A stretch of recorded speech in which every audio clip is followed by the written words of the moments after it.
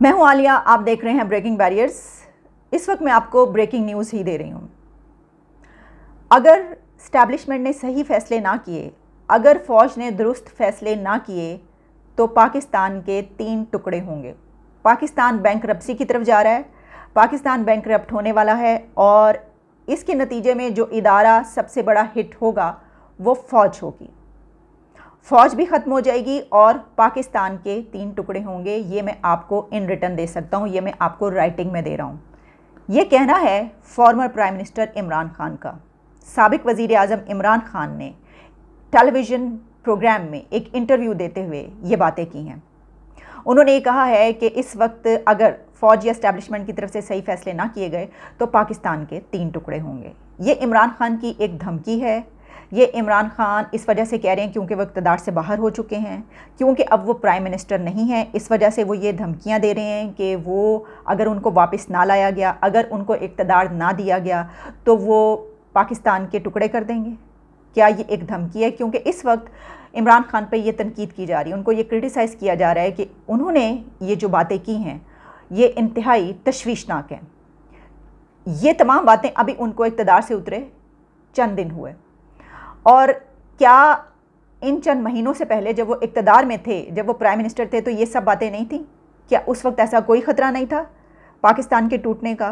क्या जब वो प्राइम मिनिस्टर थे तो पाकिस्तान के 3 टुकड़े होने का कोई ख़तरा नहीं था? पाकिस्तान के डिफ़ॉल्ट होने का कोई ख़तरा नहीं था? पाकिस्तान की फ़ौज को कोई ख़तरा नहीं था? पाकिस्तान की इस्टेब्लिशमेंट को भी कोई दुरुस्त फैसले करने की ज़रूरत नहीं थी? उनके इक़्तिदार से बाहर जाते ही ये तमाम ख़तरात आए हैं।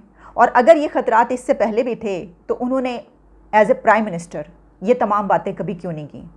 वो प्राइम मिनिस्टरशिप से, अपनी प्रीमियरशिप से अलहदा होने के बाद ये सब बातें क्यों कर रहे हैं? मैं आपको उनकी ये बातें बताई देती हूँ, उन्होंने क्या क्या गुफ्तगू की है। इसमें बहुत ही अलार्मिंग गुफ्तगू है और इसके कई एंगल से गुफ्तगू की जा सकती है। एक इस पर्सपेक्टिव में हम गुफ्तगू करेंगे कि क्या पाकिस्तान को ऐसे ख़तरात लाक हैं, और क्या इमरान खान जो ये बात कर रहे हैं वो इस बिना पर कर रहे हैं कि उनको ख़ुद को ख़तरा है और वो इक़्तिदार में आना चाहते हैं, या वो ये बताने की कोशिश करें कि दुनिया की इस्टेब्लिशमेंट से, कुछ और कंट्रीज़ जो हैं उनकी तरफ से पाकिस्तान को ये ख़तरा है।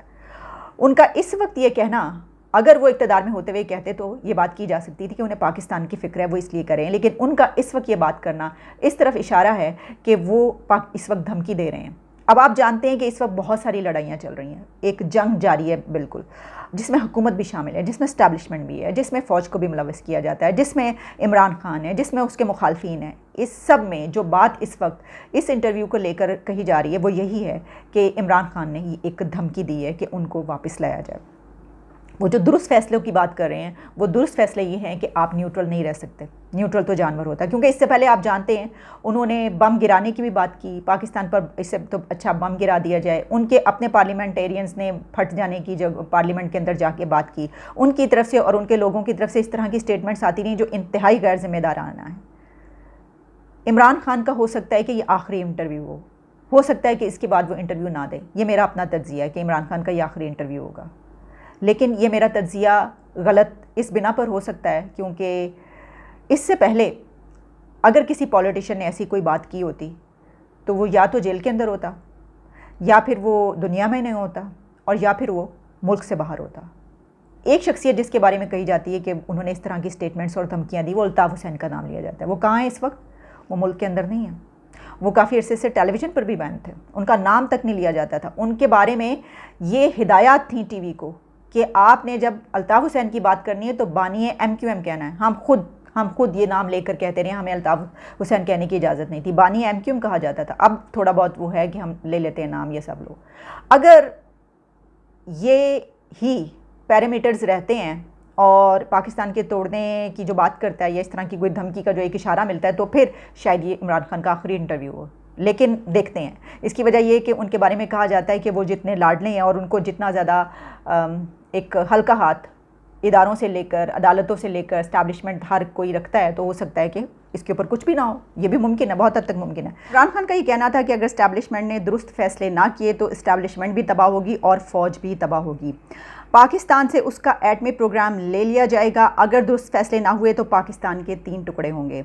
ये एस्टैब्लिशमेंट का मसला है। अगर एस्टैब्लिशमेंट सही फैसले नहीं करेगी तो मैं आपको इन राइटिंग देता हूँ, ये भी तबाह होंगे, फ़ौज सबसे पहले तबाह होगी, क्योंकि मुल्क बैंकरप्सी की तरफ जा रहा है। और अगर मुल्क बैंकरप्ट होता है तो मुझे आप बताएं कि सबसे बड़ा इदारा कौन सा है कि जो हिट होगा। और उन्होंने कहा कि पाकिस्तान, अगर हम डिफ़ॉल्ट हो जाएं तो किधर जाएगा पाकिस्तान। फिर उनका ये कहना था कि आप देख लें, जब से ये लोग आए हैं, मैं आपको बताता हूँ, ये जब से आए हैं रुपया गिर रहा है, स्टॉक मार्केट गिर रही है, डिफ़ॉल्ट की तरफ जा रहा है। ये उनका इशारा है नई हुकूमत की तरफ कि नई हुकूमत जब से आई है तब से ये कुछ हो रहा है, तब से पाकिस्तान डिफ़ॉल्ट भी होने जा रहा है, तब से स्टॉक मार्केट गिर रही है, तब से ही रुपया भी गिर रहा है और डॉलर बढ़ता चला जा रहा है। सबसे बड़ा इदारा कौन सा है जो हिट होगा? वो फ़ौज है। जब फ़ौज होगी तो उसके बाद हमारे से कन्फेशन ली जाएगी, और वो क्या कन्फेशन होगी? जो यूक्रेन से उन्होंने मांग ली है। और उनका मतलब ये है कहने का कि डी न्यूक्लियराइज पाकिस्तान को करने की कोशिश की जाएगी। सबसे बड़ा मसला उनको ये है कि हमारे पास एक वाहिद मुसलमान मुल्क है जिसके पास न्यूक्लियर पावर है। जब वो चला गया तो फिर क्या होगा? मैं आपको आज कहता हूँ, पाकिस्तान के 3 हिस्से होंगे। फिर उन्होंने इंडिया की बात की। उन्होंने कहा कि ये थिंक टैंक्स उठा के देख लें। थिंक टैंक्स क्या बात करें आप? इंडिया के थिंक टैंक्स की देख लें। वहाँ पर बलूचिस्तान को अलहदा करने की प्लान बनाए जा रहे हैं। ये प्लान बने हुए हैं। तो इस वक्त अगर दुरुस्त फैसले नहीं किए जाएंगे तो ये सब कुछ होगा। इसके अलावा उन्होंने कुछ और बातें भी की जिसमें उनका कहना था कि सब ट्रायल्स पर हैं, हमारी कौम तमाशा देख रही है, फ़ौज भी ट्रायल पर है, मीडिया भी ट्रायल पर है, मीडिया को देख रही है ये कौम। आप उठा कर देख लें कि किन लोगों की कवरेज ऊपर जा रही है, रेटिंग आ रही है। उनका कहने का मकसद ये था कि उठा के देख लीजिए कि जो लोग मुझे सपोर्ट करते हैं, पीटीआई को सपोर्ट करते हैं, वो चाहे व्लॉगर्स हों, यूट्यूब चैनल्स हों या मीडिया हो, जो चैनल मुझे सपोर्ट कर रहा है उसकी रेटिंग्स देखें कहाँ पर जा रही है, बहुत हाई जा रही है। उनका इशारा कुछ लोगों की तरफ था और इसमें वो ये बताना चाह रहे हैं कि इससे ये पता चलता है, यानी अगर उनकी कुछ चैनल्स की रेटिंग्स, कुछ यूट्यूब चैनल्स की या कुछ मीडिया चैनल्स की रेटिंग्स बहुत हाई जा रही है क्योंकि वो इमरान की सपोर्ट में है, तो इससे ये पता चलता है कि इमरान हक पर हैं। इसके अलावा उनसे ये भी जब पूछा गया तो उन्होंने ये बात भी करने की कोशिश की लेकिन फिर बीच में छोड़ दी, जिसमें वो बता रहे थे कि 9 अप्रैल की रात को क्या हुआ। और उन्होंने कहा कि वो रात एक ऐसी रात गिनी जाएगी जिसने पाकिस्तान को बड़ा नुकसान पहुंचाया है। वो सारी शाम, फिर उन्होंने कहा कि मैं छोड़ें, फिर कभी बताऊंगा कि जिसमें बड़ा नुकसान हुआ और वहाँ पर उस रात में क्या क्या कुछ हुआ। ये बात उन्होंने नहीं बताई, फिर कभी बताएंगे। हो सकता है कि वो कभी कुछ किताब लिखें या जो भी करें, हो सकता है कभी मुल्क से बाहर जाके वो कोई किताब लिखना शुरू कर दें, या किसी भी टाइम हो सकता है कि मुल्क के अंदर रह के भी वो किताब लिख सकते हैं। लेकिन ये तमाम बातें वो बातें हैं कि जो पाकिस्तान के लिए, इस मुल्क के लिए बहुत अलार्मिंग तो हैं ही, लेकिन इसके बाद इमरान खान के ऊपर ये इल्ज़ामात लग रहे हैं, उनके बारे में ये कहा जा रहा है कि क्योंकि वो इक़्तिदार से अलहदा हो चुके हैं और उन्होंने अपने तमाम कार्ड्स खेल लिए। देखें, ये जो बातें इमरान खान कर रहे हैं, वही एक सवाल जो मैंने पहले किया कि वो जब प्राइम मिनिस्टर थे तो उन्होंने आज तक ये बात नहीं की थी। अगर वो दुनिया के थिंक टैंक्स के प्लान्स की बात करें तो दुनिया के थिंक टैंक के प्लान्स कोई अभी इस हुकूमत के 1 महीना हुआ आए हुए इस दौरान तो नहीं बने ना। सिर्फ 1 महीने के अंदर ये सब कुछ हो गया, यानी ये गवर्नमेंट आई तो इस गवर्नमेंट के आते ही ये सब कुछ शुरू हो गया और दुनिया ने साजिशें शुरू कर दी। ये तो बड़ी अजीब सी बात वो कर रहे हैं। और अगर उनको ये पहले से पता था सब कुछ, तो उन्होंने अपनी हुकूमत के दौरान कभी ऐसा इंटरव्यू क्यों नहीं दिया? कभी किसी टेलीविज़न चैनल पे अपने इंटरव्यू के दौरान स्पीच करते हुए, तकरीर करते हुए उन्होंने देखें जलसों में क्या क्या बातें की। उन्होंने कहा कि फ़ौज तो जो है वो न्यूट्रल नहीं है, बहुत कुछ कहा। इसके अलावा आर्मी चीफ पे बहुत ज़्यादा उन्होंने तंज किया, अंदर की बातें बहुत सी बताते रहे। बहुत सी ऐसी बातें उन्होंने की अपने जलसों की तकरीरों में जो कि कोड ऑफ कंडक्ट में नहीं आती। ये बातें की भी जाती नहीं। जिस तरह के अमेरिका की साजिश के हवाले से उन्होंने बहुत सारी ऐसी बातें की जिस पे उनको उनके करीबी साथियों ने ये कहा कि खुदा का वास्ता ऐसी बातें ना करें, ये आप जिस तरफ जा रहे हैं ये बहुत ख़तरनाक रास्ता है। कोई आज तक इस तरह की अंदरूनी ऐसी बातों पर बात नहीं करता कि जिसमें आप ऐसी बातें कह जाएँ जिसका फिर बाद में आप वापस ना ले सकें उनको। लेकिन ये सब बातें होती रहीं, उसके बावजूद उन्होंने ये बात नहीं कही जो बातें उन्होंने इस इंटरव्यू में की हैं आज तक कि जी पाकिस्तान के 3 टुकड़े होंगे। तो इसका मतलब ये हुआ कि ये सब कुछ 1 महीने के अंदर हुआ है, 1 से 2 महीनों के अंदर, जब से ये गवर्नमेंट आई है। तो फिर इससे ये इशारा मिलता है, इससे ये पता चलता है कि इमरान खान ये सब कुछ इसलिए कह रहे हैं क्योंकि वो इक़्तिदार से बाहर हो चुके हैं। देखें, वो एक अगर बड़े लीडर हैं तो बड़े लीडर का तो ये फ़र्ज़ बनता है, वो उस वक्त बड़े लीडर होते अगर वो अपने 4 साल दौर में ये वाली बातें कर रहे होते कि देखिए, जैसे उन्होंने इंडिया के थिंक टैंक्स की बात की तो उन्होंने अपने दौर में तो इंडिया की फ़ॉरेन पॉलिसी की कितनी तारीफ़ करते रहे। वो पीएम मोदी की हुकूमत की तारीफ़ करते रहे, वो अपने दौर में पीएम मोदी की फ़ॉरेन पॉलिसी की तारीफ़ करते रहे। लेकिन उन्होंने उस वक्त ये नहीं बताया कि इंडिया के थिंक टैंक्स बलूचिस्तान को अलग करने की साजिश कर रहे हैं। क्यों नहीं बताया?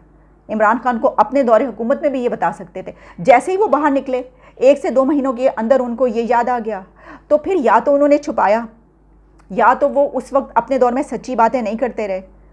ऐसा है या फिर ये 1 महीने के अंदर इतना ज़्यादा क्या हो गया कि क्या इनको किसी प्लान का पता चल गया, इनको पता चल गया कि फ़ौजें आपके दरवाजे तक पहुंच चुकी हैं, इस वजह से ये बात कर रहे हैं। तो इन बातों को अगर आप ये कहें कि मैं इसको कैसे लेती हूँ, देखें मैं इसको इस तरीके से लूँगी या मैं इसको इस तरह तज्जिया कर सकती हूँ कि इमरान ख़ान ये बातें अगर मुल्क के मफाद में कह रहे हैं, अगर इस नेशन के उसमें कह रहे हैं, तहफ़्फ़ुज़ में कह रहे हैं, सिक्योरिटी चाहते हैं कि इनका कुछ ना बिगड़े, तो उनको ये बात कहनी चाहिए थी कि मेरा जो कुछ मर्ज़ी हो, हुकूमतें तो आती जाती रहती हैं, प्राइम मिनिस्टर्स भी आते जाते रहते हैं, मुझे इसकी फ़िक्र नहीं है, मुझे इसकी फ़िक्र है, इसको देखना पड़ेगा। और इसको देखिए, हमारी फ़ौज देखिए, हमारी इस्टेब्लिशमेंट देखिए, ये हुकूमत ही देखे कि ये देखे पाकिस्तान के ख़िलाफ़ साजिशें हो रही हैं, मुझे अपने दौरे इक़्तिदार में इनका इल्म नहीं था, मुझे अभी पता चला है, तो मैं इस पर बात कर रहा हूँ। तब तो हम ये कह सकते थे कि इमरान खान ने इस मुल्क की बात की है, इस मुल्क की हिफाजत की बात की है, उन्होंने इसकी मफाद की बात की है, इंटरेस्ट कंट्री का अपने सामने रखा है। लेकिन जो वो ये बात कर रहे हैं कि दुरुस्त फैसले नहीं कर रहे, तो उन फैसलों में सब जानते हैं कि इस वक्त अदालतों से क्या फ़ैसले आ रहे हैं, कोर्ट से क्या फ़ैसले आ रहे हैं, इस्टेब्लिशमेंट की तरफ से जो उनको एक बहुत बड़ी फ़िक्र है कि वो सितंबर से पहले अपना इक़्तिदार हासिल करें, उस सिलसिले में क्या फ़ैसले अभी तक आ रहे हैं। कोई फ़ैसला उसमें नहीं आया, लेकिन जो हालात हैं वो ये बता रहे हैं कि गवर्नमेंट ने रिफ्यूज़ कर दिया सरेंडर करने से, और इमरान खान को ये पता चल गया है कि इलेक्शन नहीं होंगे सितंबर से पहले, उनको इक़्तिदार नहीं मिल पाएगा सितंबर से पहले। तो जहाँ वो और बहुत सारी बातें करें, वहाँ उन्होंने आज ये जो इंटरव्यू दे दिया है, ये पता नहीं किस तरफ लेकर जाएगा उनकी सियासत को।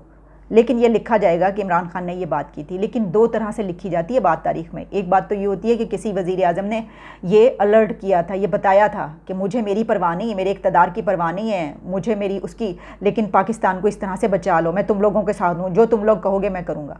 और दूसरी तरह इस तरह नहीं लिखा जाएगा, तो फिर इस तरह लिखा जाएगा कि इमरान खान जब इक़्तिदार से बाहर हो गए थे और उनको अपने इक़्तिदार की फ़िक्र थी और उन्होंने अपने तमाम कार्ड्स, तमाम धमकियाँ, सब कुछ इस्तेमाल कर लिया था, तो उसके बाद फिर वो आखिर में ये बात कहने पे आए थे जब उन्होंने देख लिया कि अब उनको इक़्तिदार मिलना बहुत मुश्किल है, उनके इक़्तिदार में दोबारा आने के चांसेस कम से कम तर होते चले गए।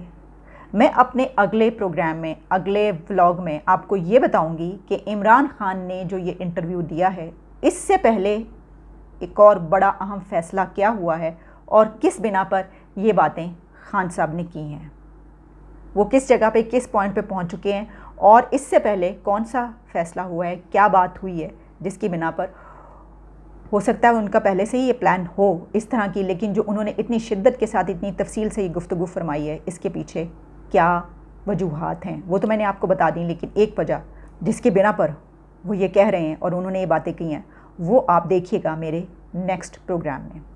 अभी तक के लिए मुझे इजाज़त दीजिए। Take care and good bye.